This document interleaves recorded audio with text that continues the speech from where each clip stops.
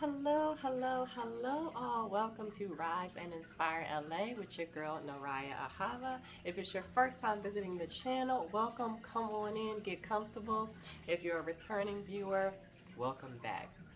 So, today's video is going to be about how to let go and move on. We've all been there before, right? Whether it is an environment, a job, a person, and we know, like we feel it in our inners here, that it's time to move on from this, and maybe we're either not quite ready to let go, or we just don't know how.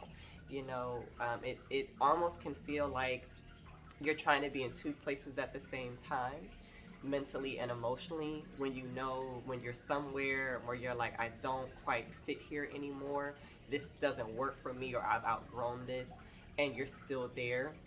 You're trying to kind of be in two places at the same time. So I've come up with four tips that I think are very helpful. They have definitely helped me in the past, kind of following this when it comes to just kind of letting go and moving on from all things.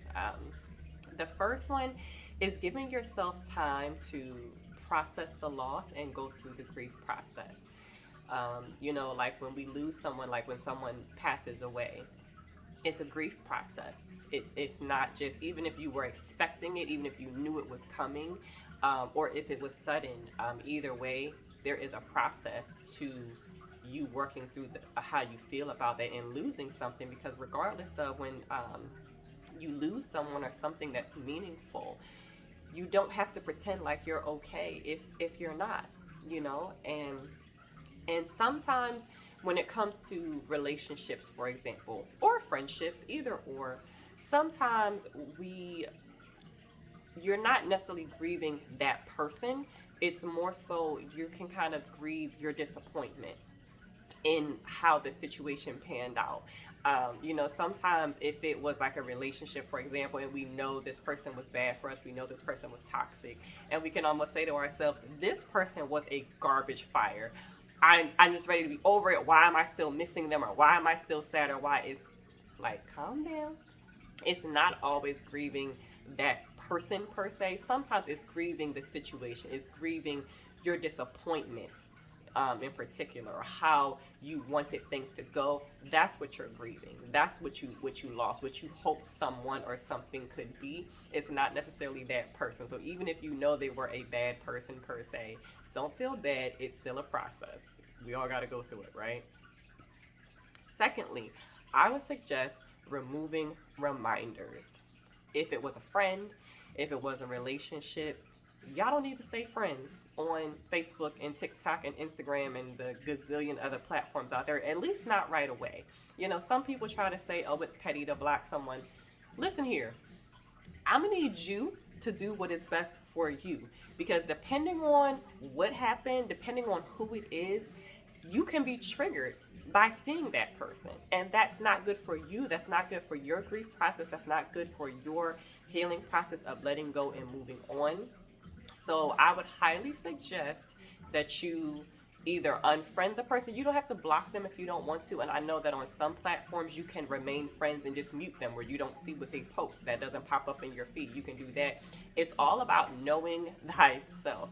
Know yourself. If you know you are going to be triggered if you see this person on Instagram living a best life and you over here boo hooing, don't even do it to yourself. Know yourself and know, hey, this is going to trigger me, or where I'm at mentally right now or emotionally, it's not good to see that. Unfollow, block, mute, do whatever works for you, because you know yourself better than anyone else.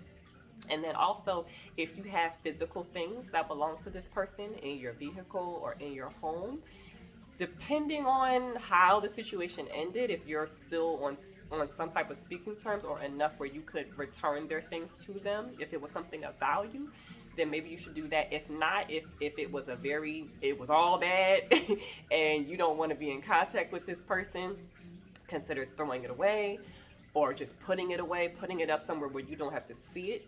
And so maybe you're in a better space. If it was something of value to them, maybe just putting it away. Don't just toss out people's stuff. Yeah, depending on what it is, but that's neither here nor there. But I'm just saying, y'all know what I mean. You don't want to have,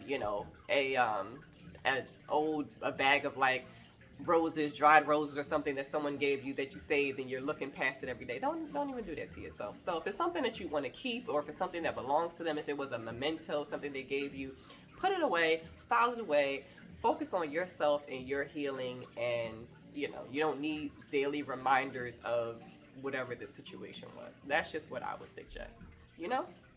And thirdly, I would say just sit with your feelings.